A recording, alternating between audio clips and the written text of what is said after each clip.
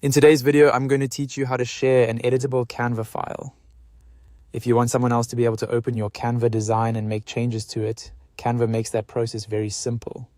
The key is making sure you share the design with the correct access settings. Because if the permissions are wrong, the other person may only be able to view the file instead of editing it.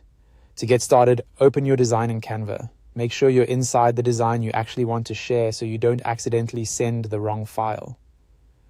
Once the design is open in the editor, look to the top right corner of the screen.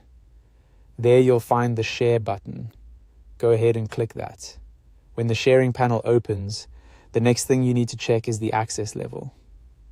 By default, Canva may have the file set to something like only you being able to access it.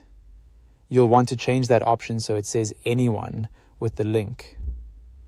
This allows people who receive your link to open the design without needing to be added manually one by one, which is especially helpful if you want to share quickly. After that, look at the permission setting right next to the access option. This part is very important. Make sure the permission is set to can edit. If it says can view or can comment, the person you send the link to won't be able to make changes to the design. Setting it to can edit gives them full editing access, which is exactly what you need if you're sharing an editable Canva file. Once both settings are correct, click Copy Link. This copies the shareable editable link to your clipboard. From there, you can paste it into an email, a chat message, or wherever you want to send it. Before sending, it can be a good idea to quickly double-check that the link was copied after the permissions were updated, just to avoid any confusion for the recipient. And that's it.